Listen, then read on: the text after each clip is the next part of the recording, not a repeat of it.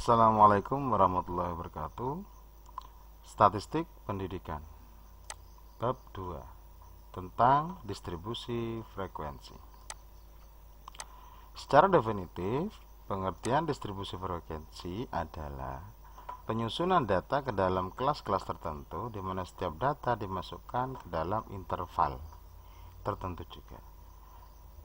Ada yang mengatakan juga distribusi frekuensi adalah suatu cara untuk meringkas serta menyusun sekelompok data mentah yang diperoleh dari penelitian dengan didasarkan pada distribusi penyebaran nilai variabel tersebut. Jadi distribusi frekuensi itu merupakan cara atau metode untuk mengklasifikasi data berdasarkan penyebaran nilainya, sehingga memudahkan kita dalam penggunaan untuk ringkasan atau mungkin semacam tabulasi datanya gitu ya. Distribusi frekuensi biasanya berbentuk tabel yang memuat frekuensi, prosentase, proporsi, dan rasio individu. Tidak menutup kemungkinan nanti juga ada frekuensi kumulatif dan seterusnya mungkin ya. Dan nilai tengah juga pada akhirnya nanti di dalam tabel tersebut. Ada dua macam tabel distribusi. Yang pertama adalah distribusi frekuensi tunggal, kemudian ada distribusi frekuensi kelompok yang mungkin sangat familiar digunakan itu ya. 1. Distribusi frekuensi tunggal ya. Untuk data nominal ya, saya sudah menjelaskan terkait dengan data nominal pada bab sebelumnya tentang data. Ada data nominal, ordinal, skala, dan juga interval. Misalkan terdapat data survei kepuasan dari 30 mahasiswa yang diambil secara random. Kemarin juga saya sudah membahas tentang teknik pengambilan sampel, random sampling. Berarti 30 mahasiswa ini atau mahasiswa yang lainnya dalam populasi ini mempunyai kesempatan yang sama kalau diambil secara random terhadap layanan akademik perguruan tinggi. Jadi 30 mahasiswa kemudian disurvei ya, terkait dengan layanan akademik. Hasil survei yang menyatakan puas sejumlah 12 mahasiswa, yang menyatakan sedang sejumlah 16 siswa, dan tidak puas sejumlah 2 mahasiswa. Misalnya saya buat 3 kategori saja. Bisa juga kategori di sini ya, kategori yang dimaksud di sini adalah puas, sedang, dan tidak puas. Bisa juga kita menggunakan 4 kategori atau sampai 5. Misalnya sangat puas, puas, sedang, tidak puas, sangat tidak puas, sehingga kategorinya lebih halus. Tapi dalam hal ini saya cuma membuatkan perumpamaan ada 3 saja untuk mempermudah penjelasan. Akan dibuat distribusi frekuensi tunggal dari data tersebut. Ini dia. Jadi kategori kepuasan mahasiswanya yang mengatakan puas, frekuensi itu jumlahnya, jumlah mahasiswa yang menyatakan puas sebanyak 12. Sedang itu adalah 16 mahasiswa, tidak puas itu adalah 2 mahasiswa. Kalau di prosentase, maka cara untuk mencari prosentasenya adalah, misalnya untuk puas prosentasenya berapa? Berarti kan caranya adalah dengan 12 dibagi dengan 30, sehingga nanti hasilnya adalah 40%. Berarti yang menyatakan puas itu sebanyak 40%.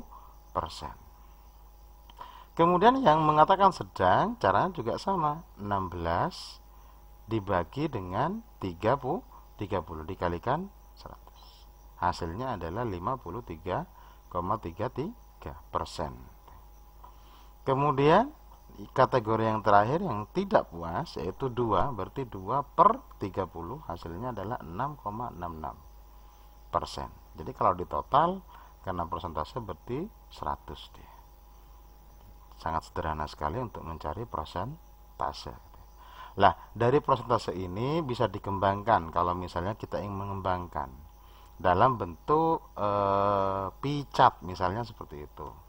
Pie chart itu adalah diagram lingkaran ya, diagram lingkaran. Sehingga 40% berbentuk semacam kayak kue pizza itu ya. Kemudian 53% juga berbentuk kayak kue pizza. Bisa dikembangkan ke arah sana untuk tampilan grafiknya. Sedangkan untuk proporsi itu ya, untuk proporsi adalah tinggal dibagi dengan 100 saja ya. Berarti sederhananya rumusnya adalah 12 dibagi dengan 30, atau lebih gampangnya adalah 40 dibagi 100, hasilnya adalah 0,4. Kemudian 53 dibagi 100 hasilnya adalah 0,53. Kita ambil dua angka di belakang koma. Ini koma ya, bukan titik ya. Harusnya koma. Standar internasional mungkin dua angka di belakang koma. Kemudian 6,6 sekian-sekian bisa dibagi dengan 100, hasilnya adalah 0,66. Sedangkan untuk rasio ya, rasio itu adalah perbandingan antara puas, sedang, dan tidak puas. Caranya gimana? Tinggal diperbandingkan saja. 12 berbanding dengan 16 berbanding dengan 2. Ini kalau dibagi 6 semua, 12 bagi 6 hasil dibagi 2 semua ya. Misal 12 dibagi 2 hasilnya adalah 6. 16 dibagi 2 hasilnya adalah 8. 2 dibagi 2 hasilnya adalah 1. Kenapa kok dibagi 2? Karena 2 ini menjadi pembagi yang pas untuk ketiganya. Itu terkait dengan data nominal untuk distribusi frekuensi tunggal. Masih tentang distribusi tunggal, tapi sekarang adalah datanya adalah interval atau rasio. Misalnya terdapat data survei seperti ini ya. Data survei mungkin dalam skala 1 sampai dengan 10. Kemudian akan dibuat distribusi frekuensi tunggal dari data tersebut. Kita buatkan distribusi tunggalnya. Caranya adalah dengan cara mengurutkan terlebih dahulu ya. Jadi angka terkecilnya berapa? Kalau kita lihat di sini, angka terkecilnya adalah 5. Kemudian diurutkan sampai dengan data yang tertinggi. 5, 6, 7, 8, 9.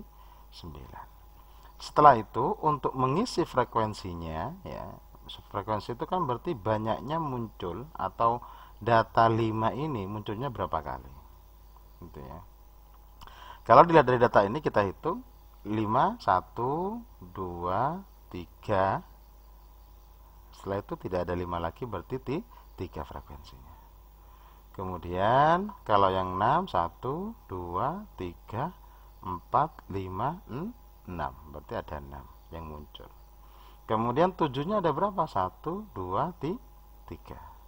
8 juga sama. 1, 2, 3, 4, 5, 6.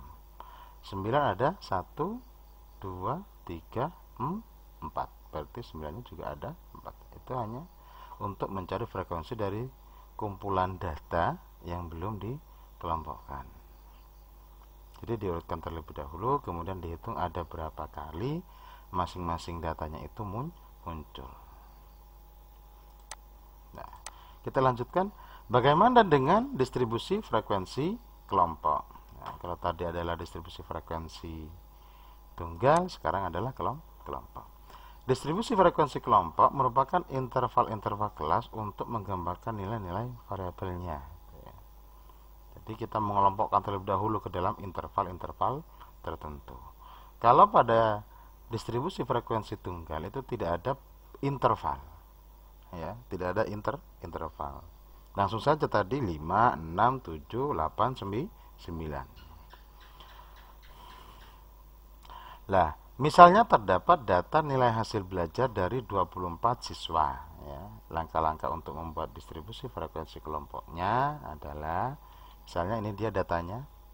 Ini adalah data hasil belajar misalnya. Dari ada yang dapat 70, 67, 72, seterusnya hingga 90. Kalau kita hitung jumlahnya 1, 2, 3, 4, 5, 6, 7, 8. Kalikan 3, 8 kali 3 adalah 24. berarti pas datanya. Setelah itu kita lanjutkan untuk membuat tabel distribusi frekuensi kelompok. Nah, ini data yang tadi ya, sama saja dengan yang tadi. Hanya saja saya pindahkan ke sini untuk mempermudah penjelasan. Kemudian cara-caranya adalah satu, menentukan nilai maksimum, nilai tertinggi maksudnya, dan nilai minimum. Jadi nilai maksimumnya berapa? Yang tertinggi adalah 90, karena di atas 90 sudah tidak ada lagi. Kemudian nilai minimumnya adalah 58. Nah, di sini tidak ada nilai yang di bawahnya 58. Sudah nilai max dan nilai minimum. Kemudian yang kedua adalah menentukan nilai range. Ya. Range itu adalah range dengan cara nilai maksimum dikurangi dengan nilai minimum ditambah 1. Kemudian nilai max-nya ada tadi, berdasarkan data yang tadi adalah 90 dikurangi 58 ditambah 1, hasilnya adalah 33. 90 dikurangi 58 itu 32, kemudian ditambah 1 sama dengan 33.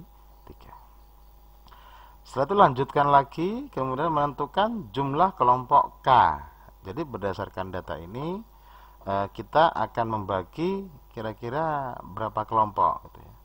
Jangan terlalu kecil atau mungkin jangan terlalu besar. Mungkin ada aturan umum yang bisa dipakai, kelompoknya sebaiknya dari 4 hingga 10 misalnya. Tapi kalau kita buat menjadi 2 kelompok saja, misalnya 2 saja ya, itu mungkin terlalu kecil. Sehingga nanti tujuan utama kita untuk mengelompokkan data ini jadi kurang begitu pas. Tapi kalau kita buat menjadi datanya ada 24 tadi ini ya, jumlah datanya. Kalau kita bagi menjadi 20 kelompok, itu pun juga kurang pas kebesaran. Ya. Kita misalnya ambil jumlah kelompoknya, K-nya adalah 4 kelompok, nanti 4 interval saja. Terus lanjutkan lagi, menentukan lebar interval yang dinotasikan dengan I kecil seperti ini, di mana rumusnya adalah R range dikurangi dengan kelompok K-nya. Dibagi maksudnya ya. Range dibagi dengan K. Tadi range-nya adalah 33, kemudian dibagi dengan 4, hasilnya adalah 8,25. 8,25 ini maka sama saja dengan 9, pembulatan ke atas. Pembulatan ke atas.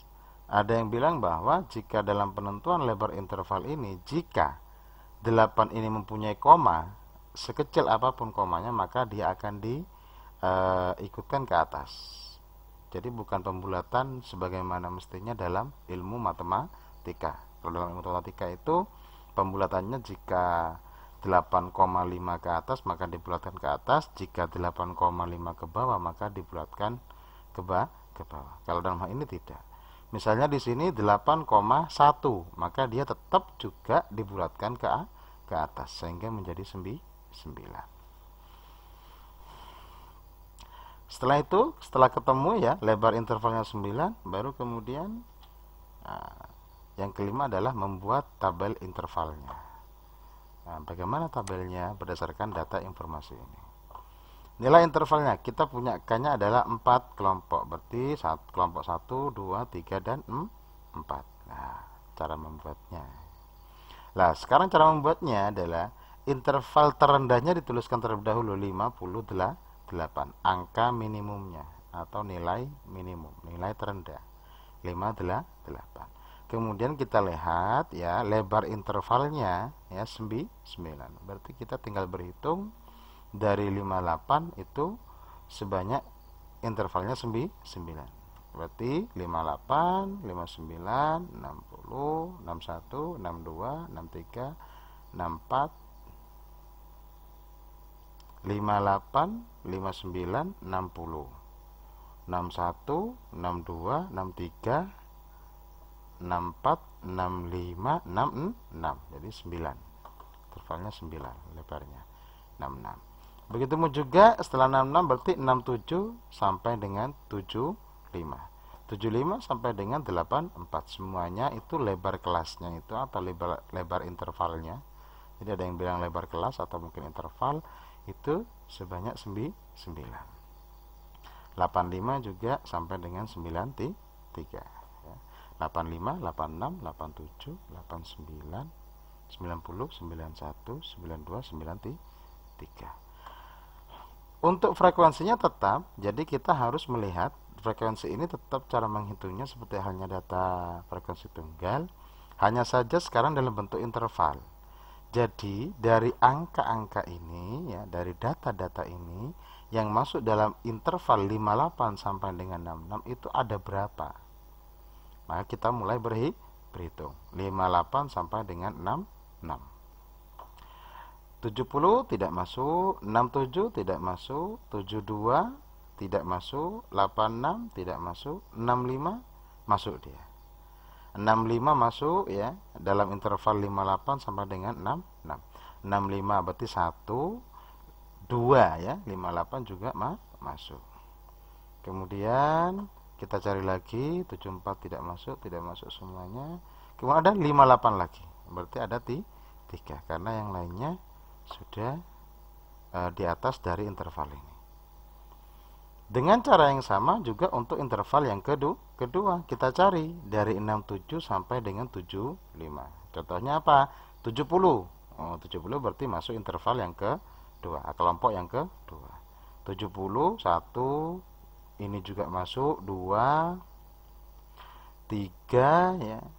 Kemudian 3 4 5 6 7 8 9 10. Kemudian tadi yang terlewat 2 11 12 ya. Jadi kalau kita teliti lagi antara interval 67 sampai dengan 75 itu ada 12. Cara paling mudah biar tidak kelewatan adalah dengan mencoret salah satu, mencoret masing-masing data, misalnya dalam bentuk printout ya. Maka untuk setelah masuk dalam interval kedua maka dicoret satu persatu sehingga tidak terhitung kembali. Begitupun juga dari 76 sampai dengan 84 kita cari ya, kita cari nanti frekuensinya ada 4. Kemudian untuk kelompok yang keempat itu ada 5. Sehingga totalnya tetap 3 4 9 itu adalah 12 tambah 12 24. Jadi itu dia cara membuat tabel distribusi frekuensi kelompok. Sekarang berdasarkan tabel tersebut kita akan menentukan titik tengahnya, karena dalam dunia statistik kita bisa menggunakan titik tengah untuk mencari rata-rata biasanya. Rata-rata dalam data berkelompok. Nah, sekarang ini adalah hasil yang tadi ya, hasil pembentukan tabel distribusinya. Kemudian kita akan mencari nilai tengahnya. Sebelum menentukan titik tengah, kita harus pahami terlebih dahulu. Yang pertama adalah, jadi yang paling kiri ini ya kita sebut sebagai batas bawah. Sedangkan yang kanan itu kita sebut sebagai batas atas. Karena titik tengah itu berhubungan dengan batas bawah dan juga batas atas. Kita coba lihat. Titik tengah ya, rumusnya untuk mencari titik tengah adalah batas bawah berarti ini ya ditambah batas atas dibagi 2. Berarti kalau kita praktekkan satu persatu hasilnya ya, batas bawahnya ini 58 untuk yang ini, kemudian ditambah 66 ya. Nah, kemudian setelah dijumlahkan baru dibagi 2. Nanti akan ketemu hasilnya adalah 62. Begitupun juga dengan ini, 67 ditambah 75 dibagi 2, hasilnya adalah 71. Kemudian kita dengan cara yang sama untuk kelompok yang ketiga, nilai tengahnya ketemu 80. Kemudian kelompok yang keempat adalah 89. Atau dengan cara yang mudah, kalau sudah ketemu 2 ini kan naik sebanyak 9. Ini juga 9, sini juga 9. Frekuensinya saya geser menjadi yang paling kanan. Misalnya sekarang frekuensinya tetap 3, 12, 4, 5. Totalnya tetap 24. Jadi itu cara mencari atau menentukan titik tengah. Sekali lagi, ini biasanya berguna ketika kita mau menentukan rata-rata kelompok, data berkelompok. Kemudian yang selanjutnya adalah menentukan frekuensi kumulatif. Ini juga gampang, tidak terlalu sulit ya. Jadi berdasarkan hasil tabel yang tadi, ada nilai tengah, kemudian ada frekuensi. Kalau frekuensi kumulatifnya itu, misalnya untuk kelompok yang pertama, kita hitung dari awal ya. Dari awal kelompok pertama berarti. Frekuensinya ada 3, berarti frekuensi kumulatifnya karena memang awal juga sama, yaitu 3. Sedangkan frekuensi kumulatif untuk yang kelompok 2 ini, maka 3 ya, yang awal atau yang ini ya bos ya, 3 ditambahkan dengan 12 ya, atau yang ini tambahkan dengan yang ini, berarti 3 tambah 12 itu 15.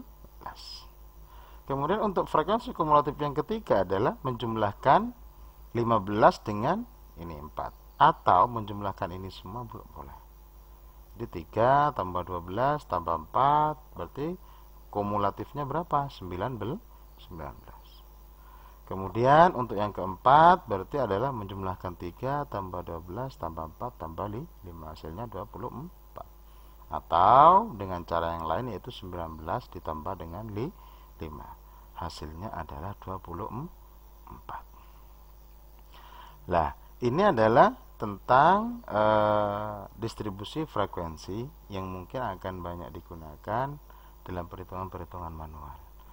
Distribusi frekuensi dengan menggunakan program IBM SPSS sudah saya buatkan videonya, video tutorialnya bisa dilihat dalam tutorial IBM SPSS versi 28. Jadi bisa langsung ketemu nanti frekuensinya berapa, nilai munculnya berapa, dan seterusnya. Sekian saya akhiri, kurang lebihnya mohon maaf. Assalamualaikum warahmatullahi wabarakatuh.